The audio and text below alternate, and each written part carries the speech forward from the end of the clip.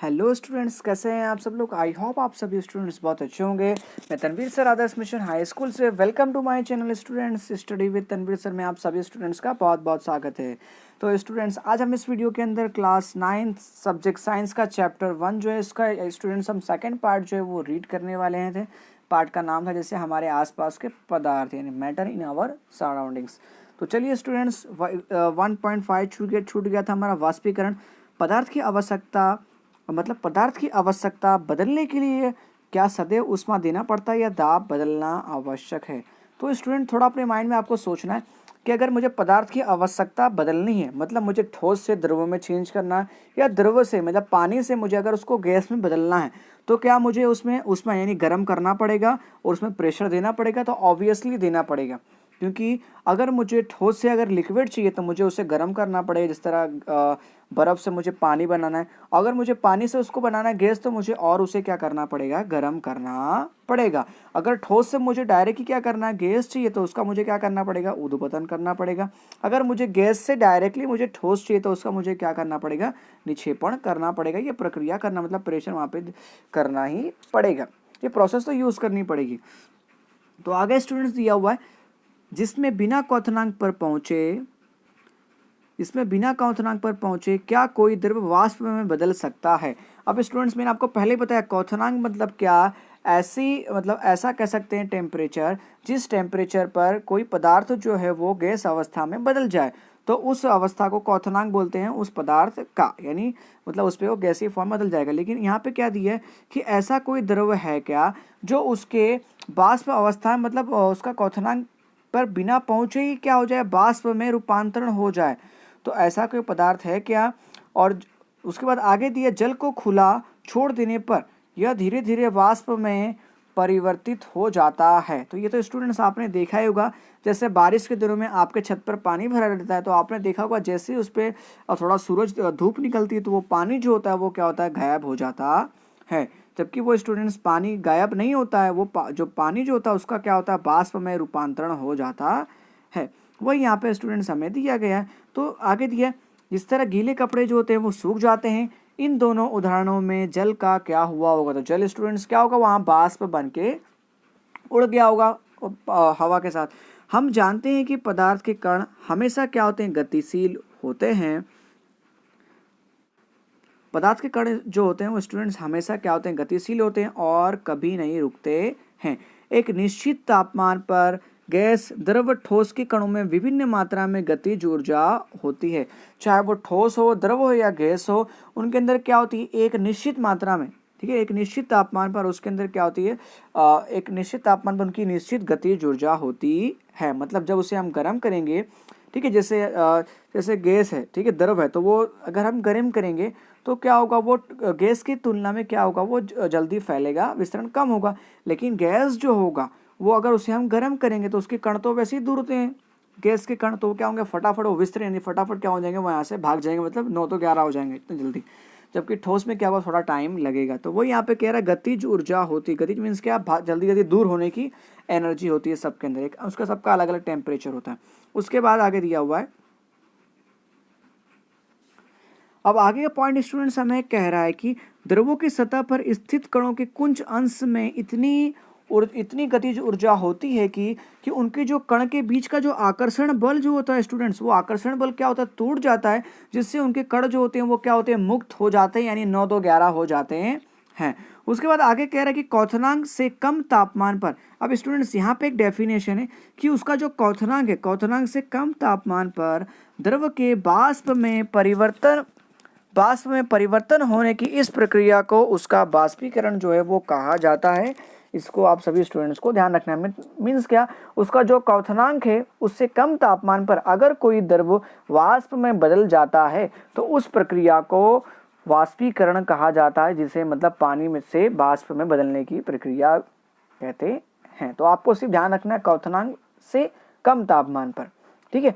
आगे हमें दिया हुआ है, नेक्स्ट टॉपिक दिया हुआ है, वाष्पीकरण को प्रभावित करने वाले कारक कौन से हैं, वो यहाँ पे हमें दिया हुआ है। तो कौन कौन से कारक है स्टूडेंट्स, तो यहाँ पे क्रियाकलाप के थ्रू समझते हैं। क्रियाकलाप स्टूडेंट्स मैं आपको शॉर्ट में समझाता हूँ। तो यहाँ पे स्टूडेंट्स क्या कर लेने का, आपको परख लेनी यहाँ पे लेने को कहा गया और 5 ml का यहाँ पे जल लेने के लिए दिया गया। तो उसे क्या करना है, खिड़की के पास अथवा पंखे के नीचे आपको रख देना। दूसरा एग्जाम्पल यहाँ पे दिया, चीनी मिट्टी के प्याले के बर्तन में क्या करना है, आपको एक पानी रख देना है। ठीक है, तो स्टूडेंट्स यहाँ पर हमें सिंपल लैंग्वेज में समझना है कि जैसे मैंने एक स्टूडेंट से एक बर्तन ले लिया, ठीक है, यानी एक प्याला ले लिया मैंने, तो प्याला जो है वो इस तरह का एक प्याला मैंने ले लिया, ठीक है, ये मेरा एक प्याला है मान के चलो। तो यहाँ पे मैंने स्टूडेंट्स पानी रख दिया, ठीक है, और उसको खिड़की के पास या पंखे के नीचे रख दिया। तो आप देखेंगे स्टूडेंट्स की प्याला अगर ज़्यादा बड़ा होगा तो जो पानी जो होगा वो जल्दी वाष्प बन के क्या हो जाएगा स्टूडेंट्स, वो वायु के अंदर, वायु के जो कण जो होंगे उसके बीच में क्या होगा, जगह बना के वो मतलब उड़ चला जाएगा। ठीक है, और उसकी जगह दूसरा अगर मैंने यहाँ पे कोई गिलास स्टूडेंट्स अगर ले लिया, उसमें अगर मैंने पानी रख दिया, ठीक है, उसको भी मैंने खिड़की के पास अथवा तो पंखे के नीचे, दोनों में से कहीं भी एक जगह पे रखा, तो आप देखेंगे कि जो ग्लास का जो पानी होगा उसे जो वाष्प बनने में टाइम लगेगा, लेकिन जबकि जो प्याला जो होगा उसे वाष्प बनने में क्या होगा, समय जो होगा वो कम लगेगा। वही इस क्रियाकलाप 1.14 के अंदर दिया हुआ है। तो इससे स्टूडेंट्स हम अनुमान लगा सकते हैं कि तापमान के प्रभाव के कारण अथवा तो सतह का क्षेत्रफल अगर ज्यादा हो तो अथवा तो वायु की चाल अधिक हो तो जो पानी जो होता है उसे वाष्प बनने में समय जो होता है वो क्या लगता है, उसे समय कम लगता है। इससे हमें इस मतलब एक्सपेरिमेंट से क्या हो गया, हमें ज्ञात हो गया, मालूम हो गया। आगे देखते हैं, आपने ध्यान दिया होगा कि वाष्पकरण की दर निम्नलिखित रूप से बढ़ती। तो पहला स्टूडेंट्स हमने देखा कि सतह बढ़ने पर, तो इसमें सवाल भी आता है कि वाष्पीकरण को प्रभावित करने वाले घटक कौन कौन से। तो सबसे पहला उसकी सतह का क्षेत्र जो है बढ़ेगा, जितना उसका सतह यानी प्याला अगर जितना बड़ा लोगे और अगर पानी कम है तो स्टूडेंट्स क्या होगा, वहां पर वो जल्दी ही क्या होगा, पानी जो होगा वो वाष्प में मतलब वाष्प बन जाएगा, क्योंकि क्षेत्र उसकी जो सतह क्षेत्र बढ़ने से वाष्पीकरण की दर भी स्टूडेंट्स क्या होती है, जल्दी मतलब उसकी दर जो होती है वो बढ़ जाती है। जिस तरह एग्जांपल कपड़ा सुखाने के लिए हम क्या करते हैं, अगर मैदान में हम रखते हैं खुली जगह पे तो कपड़ा क्या होता है, जल्दी सूख जाता है, क्योंकि वहां पे हवा जो होती है वो अच्छे से चलती है। ठीक है, तो वही एक एग्जांपल दिया। लेकिन उसकी जगह पे अगर हम कपड़ा कहीं बंद जगह पे सुखाएं तो कपड़ा सूखने में क्या होता है, वहां पे टाइम लगता है। तो वही यहाँ पे दिया हुआ, यानी सतह अगर उसकी बढ़ जाएगी तो उससे क्या होगा, कपड़ा जो होगा वो जल्दी सूख जाएगा, क्योंकि उससे वाष्पीकरण की दर भी जो होती है वो क्या हो जाती है, बढ़ जाती है। दूसरा पॉइंट हमें यहाँ स्टूडेंट्स यहाँ पे दिया हुआ है कि तापमान में वृद्धि, अगर उसके तापमान में वृद्धि होगी तो अधिक कणों को पर्याप्त गतिज ऊर्जा मिलती है, जिससे वे वाष्पीकृत में क्या हो जाते हैं, वाष्पीकृत हो जाते हैं। जैसे कि पानी है, ठीक है, अगर पानी को मैंने ज्यादा गर्म किया तो अगर ज्यादा गर्म करूंगा तो उसके कणों के बीच में जो पर्याप्त जो आकर्षण बल जो होगा वो क्या होगा, टूट जाएगा और मतलब गतिज ऊर्जा उन्हें मिल जाएगी, जिससे वो कण जो होंगे वो क्या होंगे, बहुत दूर दूर जो होंगे वो क्या हो जाएंगे, भाग जाएंगे। तो दूसरा, अगर तापमान में भी अगर वृद्धि होगी तो उससे उसकी क्या गतिज ऊर्जा उसे मिलेगी और पदार्थ जो होंगे वो क्या होंगे, कण जो होंगे वो पानी के पदार्थ के कण वो वाष्पीकृत जल्दी ही हो जाएंगे। तो ये इसके दूसरा कारक था। तीसरा कारक हमें दिया हुआ आर्द्रता में कमी। अगर उसकी आर्द्रता मीन्स यहाँ पे कह सकते हो आर्द्रता में अगर कमी हुई, जैसे हमने यहाँ पे जैसे आपने एक सोख्ता ले लिया, ठीक है, स्पंज ले लिया, तो स्पंज में अगर पानी स्टूडेंट जाएगा तो अंदर तक पानी जम जाता है, जबकि सूखने में क्या होता है, टाइम लगता है। अगर हम सूती कपड़ा लेते हैं उसके कंपेरिजन, तो सूती कपड़ा जो होगा वो जल्दी जो होगा वो सूख जाएगा, लेकिन स्पंज सूखने में टाइम लगेगा क्योंकि अंदर तक पानी चला जाता है। वही यहाँ पे है। तो आर्द्रता में कमी से, तो वायुमंडल में विज्ञापन जल व वाष्प की मात्रा को आर्द्रता कहा जाता है। तो ये डेफिनेशन भी आती है कि वायुमंडल के अंदर जो विद्यमान जो विगमान, यहाँ पे वायुमंडल के अंदर जो हवा जो है, ठीक है, हवा के अंदर जो यहाँ पे जल वाष्प है, आपने देखा होगा ठंडी के समय में जो ठंडी हवा चलती है तो उसमें क्या होता है कि जो वायु जो होती है उसके अंदर जल मतलब यहाँ पे जो वाष्प की कुछ मात्रा, जल वाष्प की कुछ मात्रा उसके अंदर होती है, जिसे हम आर्द्रता कहा जाता है अथवा तो नमी भी आप कह सकते हो। तो किसी निश्चित तापमान पर हमारे आसपास की वायु में एक निश्चित मात्रा में ही जल वाष्प होता है, क्योंकि जल जो होता है वो क्या होता है, वजन होता है, और हवा जो होती है उसे ज़्यादा समय तक अपने साथ रख सकती नहीं, क्योंकि अगर कहीं पे भी तापमान अगर कम हुआ, ठीक है, तो अगर टेम्परेचर ज़्यादा हुआ तो जो वाष्प जो होगा वो क्या हो जाएगा, द्रव में रूपांतरण हो जाएगा। ठीक है, अगर जहाँ पे टेम्परेचर एकदम कम हुआ तो वो जल जो वाष्प जो होगा वो द्रव उसके बाद क्या होगा, सॉलिड फॉर्म में कन्वर्ट हो जाएगा। जिस तरह आपने पर्वत पे देखा होगा, वहाँ पे एकदम ठंडी हवा चलती है, लेकिन कहाँ पे कुछ टाइम पे ऐसा होता है कि वहाँ पे जो हवा जो होती है वो क्या होता है, बर्फ बन जाता है। उसका कारण यही होता है कि जो वायुमंडल में जो हवा चल रही होती है वो हवा, वहाँ का जो तापमान जो होता है वो एकदम तापमान कम हो जाता है, जिस वजह से हवा में जो जल की वाष्प जो होती है वो क्या होती है, ठोस स्वरूप में रूपांतरण हो जाती है और वो बर्फ बन जाता है। यही रीजन उसका होता है। उसका जो स्टूडेंट्स यहाँ पे आगे दिया हुआ है, जब वायु में जल के कणों की मात्रा पहले से ही अधिक होती है तो वाष्पीकरण की दर जो होती है वो घट जाती है। अगर इसका सीधे सीधा अगर आपको समझना है तो सिंपल समझ जाना है कि अगर मैं शिमला के अंदर हूँ, ठीक है, जहाँ पे भी बर्फ वगैरह है, ठंडक है, ठीक है, ठंडी हवा चलती है, तो वहाँ पे आपके कपड़े जल्दी सूखते हैं क्या? नहीं सूखते। उसका रीजन क्या होता है कि वहाँ पे जो हवा चल रही होती है उसमें नमी यानी वाष्प की, जल वाष्प की मात्रा क्या होती है, अधिक होती है, जिससे वाष्पीकरण की दर जो होती है वो क्या हो जाती है, घट जाती है। अगर वायु के अंदर जल के वाष्प की मात्रा अगर यहाँ पे स्टूडेंट्स क्या होगी, अधिक की जगह अगर कम होगी तो वाष्पीकरण की दर जो होती है स्टूडेंट्स वो क्या हो जाएगी, यहाँ पे बढ़ जाएगी। इसका आपको ध्यान रखना। तो चलिए आगे स्टूडेंट देखते हैं। चौथा पॉइंट यहाँ पे दिया, वायु की गति में वृद्धि। अगर हवा बहुत तेज चलती है तो उससे भी क्या होगा, जो जल जो होगा उससे वाष्पीकृत मतलब जल्दी आसानी से हो जाएगा। तो हम जानते हैं कि तेज वायु में कपड़े जो होते हैं वो जल्दी सूख जाते हैं। वायु के तेज होने से जल वाष्प के कण वायु के साथ उड़ जाते हैं, जिससे आसपास के जल वाष्प की मात्रा जो होती है वो क्या हो जाती है, घट जाती है। जाहिर सी बात है स्टूडेंट्स, बहुत तेज अगर हवा अच्छी से तेजी से हवा चल रही है तो कपड़े की जो पानी जो उसके अंदर का होगा तो उसमें जो पानी जो कुछ बहाव जो होगा, मतलब जल का जो वाष्प होगा, मतलब जल को क्या करेगा, हवा जो होगा वो वाष्प के साथ वाष्प बना के अपने साथ उड़ा के क्या करेगा, ले जाएगा।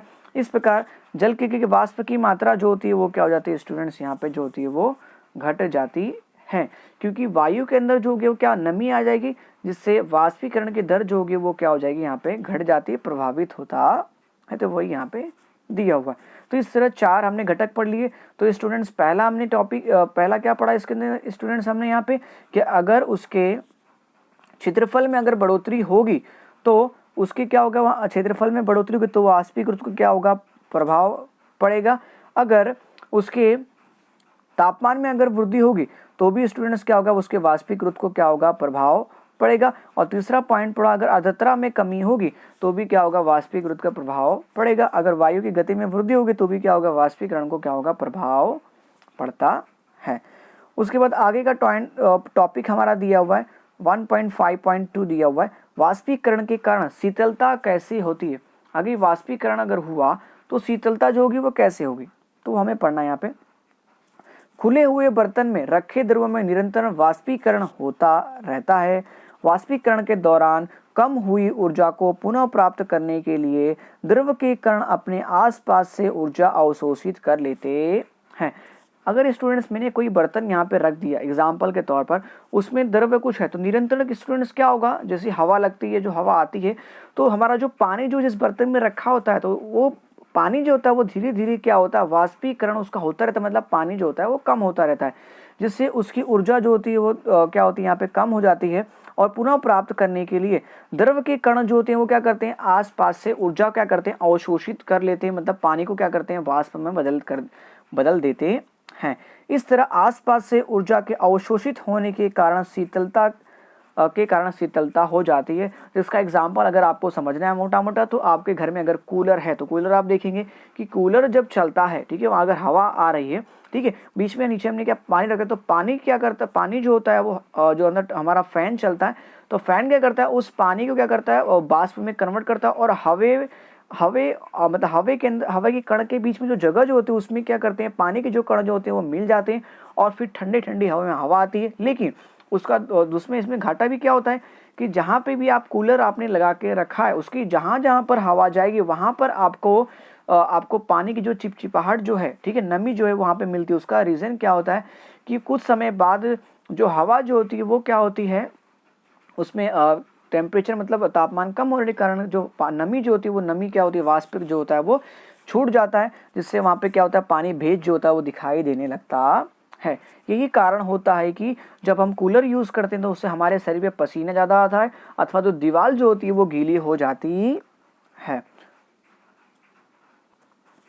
उसके बाद आगे स्टूडेंट्स हमें एक नया पॉइंट दिया हुआ इसी के अंदर, जब आप एसीटोन मीन्स क्या, नाखून पॉलिश को जब हटाने के लिए जो हम उस पर लिक्विड जो लगाते हैं, जैसे जो लेडीज लोग नेल पॉलिश यूज करते हैं उस पर क्या करते हैं, एसीटोन लगाते हैं ताकि उनकी नेल पॉलिश जो है वो छूट जाए।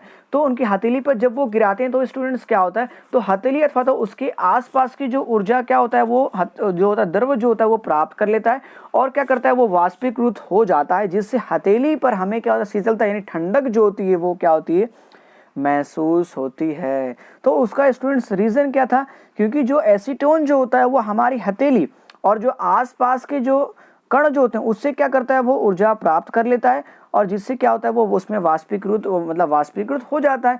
इससे जब द्रव हम हमारे हाथ पे गिरता है तो हमें क्या होता है, शीतलता यानी ठंडक का फीलिंग्स यहाँ पे होती है। ठीक है, आगे दिया हुआ है, अब यहाँ पे दूसरा यहाँ पे पॉइंट दिया हुआ है, ठीक है, तीसरा पॉइंट स्टूडेंट्स है ये। ठीक है, तो क्या दिया है, तेज धूप वाले गर्म दिन के बाद लोग अपनी छत या खुले स्थान पर जल छिड़कते हैं, क्योंकि जल के वाष्पीकरण के कारण गुप्त उष्मा गर्म सतह को शीतल बनाती है।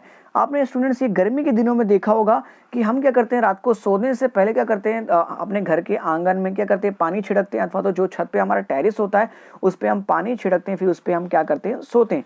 क्योंकि पानी छिड़कने से उसके अंदर जो छुपी हुई जो उष्मा होती है, यानी जैसे अभी बहुत तेज धूप है तो आप देखेंगे जमीन जो एकदम गर्म होगी, लेकिन जैसे ही आप पानी छिड़केंगे तो जो गर्माहट जो होती है, तो वो जो पानी जमीन के अंदर जो छुपी हुई जो उष्मा है, गर्माहट है, उसे बोलते हैं गुप्त ऊर्जा।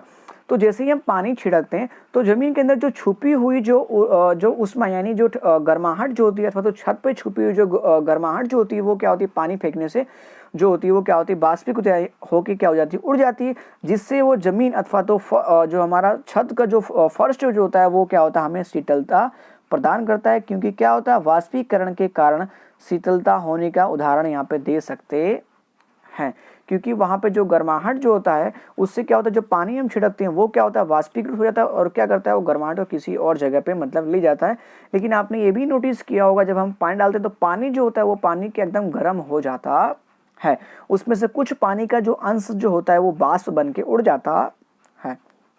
आगे देखेंगे, गर्मियों में हमें सूती कपड़े क्यों पहनने चाहिए, यहाँ पे इसका हमारा आगे का टॉपिक ये है। तो शारीरिक प्रक्रिया के कारण गर्मियों में हमें ज्यादा पसीना आता है। जिस तरह स्टूडेंट्स आपने देखा होगा ठंडी के दिन में हमें पसीना कम आता है, क्योंकि उस समय क्या होता है, वातावरण में ठंडक होती है।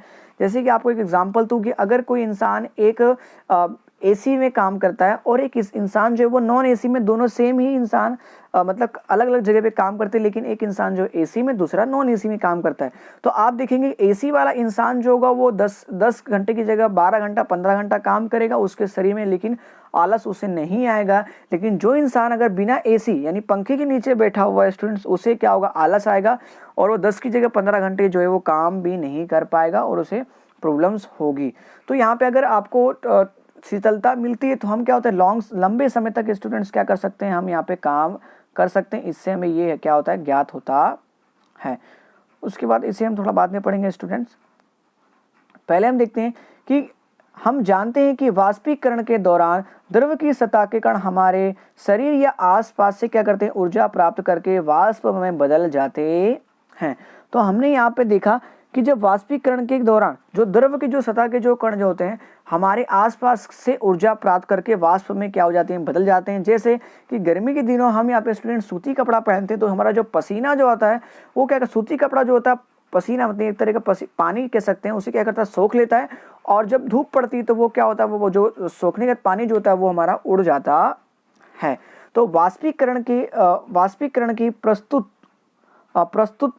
उष्मा बराबर उष्मीय ऊर्जा हमारे शरीर में जो अवशोषित हो जाती है, जिससे शरीर जो होता है वो शीतल हो जाता है। इसका कारण क्या होता है, तो इसका कारण ये है, वाष्पीकरण की प्रस्तुति यानी वाष्पीकरण के वहाँ पे प्रस्तुति मतलब वहाँ पे जब होता है वहाँ पे तो उष्मा के बराबर उष्मीय ऊर्जा जो उष्मा होती है उसके बराबर उष्मीय ऊर्जा जो होती है हमारे शरीर से अवशोषित यानी कह सकते हो निकाल दी जाती है, जिससे हमारा शरीर जो होता है वो शीतल हो जाता है। जाहिर सी बात है, अगर कोई जगह मतलब गर्म है, अगर वहाँ पे अगर हम गर्माहट वहाँ से निकाल दी जाए, जैसे मान लो अगर भट्टी चल रही है तो अगर उसके पास आप खड़े हो तो वहाँ पे आपको गर्माहट होगी, लेकिन अगर भट्टी से अगर आप कहीं दूर चले जाओ तो आपको वहाँ पे क्या होगा, थोड़ा ठंडक का महसूस होगा। तो वही यहाँ पे दिया है कि वाष्पीकरण की प्रस्तुत, यहाँ पे अगर वाष्पीकरण का प्रस्तुत होगा तो वहाँ ऊष्मा के बराबर ऊष्मीय ऊर्जा हमारे शरीर में क्या होती है, अवशोषित हो जाती है, जिससे शरीर शीतल हो जाता है। क्योंकि दिया हुआ है सूती कपड़े जो होते हैं वो जल का अवशोषण अधिक होता है, इसलिए हमारा पसीना इससे अवशोषित होकर वायुमंडल में आसानी से वाष्पीकृत हो जाता है। क्योंकि हमने यहाँ पे पढ़ा कि उसमें ऊर्जा क्या करती है, हमारे शरीर से अवशोषित हो जाती है वाष्पीकरण के वजह से। तो इससे क्या होता है, वाष्पीकृत हो जाता है, इससे जो शरीर का पसीना जो होता है वो अवशोषित होकर वायुमंडल में आसानी से वाष्पीकृत हो जाता है। उसके बाद आगे का पॉइंट दिया, बर्फीले जल से भरे गिलास की बाहरी सतह पर जल की बूंदें क्यों नजर आती है। अगर बर्फीला जल है, ठीक है, अगर वो भरा हुआ कोई गिलास है तो उसकी बाहरी सतह पर जल की बूंदें क्यों नजर आती है। तो आपको इसके लिए एग्जांपल, एक सिंपल सा एग्जांपल हमारे पास है कि अगर मैंने ठंडे पानी की बोतल ले ली तो आपको वहां देखने मिलेगा कि अगर वो बर्फ पूरा बना हुआ है तो अगर उसे हम अगर कम टेम्परेचर पे अधिक टेम्परेचर पे अगर उस बोतल को मैं रखता हूँ तो वो क्या होगा, धीरे धीरे उसका जो पानी जो होगा, पसीजना क्या होगा, वो छूटने लगता है। उसका रीज़न क्या होता है, क्योंकि उसमें टेम्परेचर में क्या होती है, बढ़ोतरी होती है, जिससे क्या होता है वो जो पानी जो ठंडक जो होती है वो क्या होता है, बाष्प में मतलब यहाँ पे बूंदे जो होती है बाहर देखने को हमें मिलती है, जिस तरह ठंडा बोतल। तो वो इसका रीज़न यहाँ पे दिया हुआ है। तो उसका स्टूडेंट्स हमें रीज़न दिया हुआ है कि बाहरी सतह पर हमें जल की बूंदें नजर आने लगेगी। तो वायु में उपस्थित क्या दिया, वायु में उपस्थित ऊर्जा ठंडे पानी के संपर्क में आकर क्या हो जाती है, यहाँ पे कम हो जाती है और यह द्रव अवस्था में बदल जाता है और हमें जल की बूंदे के रूप में यहाँ पे क्या होता है, वो नजर हमें आता है। तो यहाँ पे हमने देख लिया स्टूडेंट्स कि क्या देखा कि पानी जो यहाँ पे होता है हमारे पास, जो वायुमंडल के अंदर उपस्थित जो जल वाष्प की ऊर्जा जो होती है वो ठंडे पानी के जल वाष्प से आकर क्या हो जाती है, आकर यहाँ पे कम हो जाती है। तो यह द्रव में जो क्या होता है, द्रव्य में बदल जाता है और जिससे हमें जल की बूंदे के रूप में नजर आता है। और इसी तरीके से अगर आपको स्टूडेंट समझना है तो सिंपल सा बर्फ, जैसे मान लो मैंने बर्फ को रखा है, ठीक है, फ्रीजर के अंदर, तो उसका टेम्परेचर क्या है, 0 अंश सेल्सियस है। लेकिन अगर मैंने फ्रीजर से उसको बाहर रख दिया तो उसका बाहर का तापमान मान लो 25 अंश सेल्सियस है। तो 25 अंश सेल्सियस तक उसको जितना पिघलना होगा उसके तापमान पर उतना क्या होगा, वो पिघल जाएगा, क्योंकि उस बर्फ के अनुसार वहाँ का जो है वो टेम्परेचर ही नहीं है। क्योंकि बर्फ को चाहिए 0 अंश सेल्सियस का टेम्परेचर, लेकिन वहाँ पर 0 अंश सेल्सियस का टेम्परेचर है क्या, नहीं है। इसलिए जो हम ठंडा पानी या ठंडी बोतल में जो रखते हैं या बर्फ कहीं हम रखते हैं, अगर उसे हम बाहर निकाल देते हैं उसके टेम्परेचर से, तो वहाँ पे क्या होता है कि वो हमें बाहर जो होता है वो जल की बूंदें जो होती हैं वो नजर आती हैं, देखने को मिलती है। आई होप आप सभी स्टूडेंट्स को ये चैप्टर नंबर 1 जो है स्टूडेंट्स वो समझ में आ गया होगा। ठीक है स्टूडेंट्स, अगर अभी तक आपने हमारे चैनल को लाइक, शेयर एंड सब्सक्राइब नहीं किया है तो स्टूडेंट्स जरूर कर लें और दीजिए तनवीर सर को इजाज़त स्टूडेंट्स। तब तक के लिए मिलते हैं अगले वीडियो में स्टूडेंट्स, दीजिए तनवीर सर को इजाज़त। ओके, जय हिंद।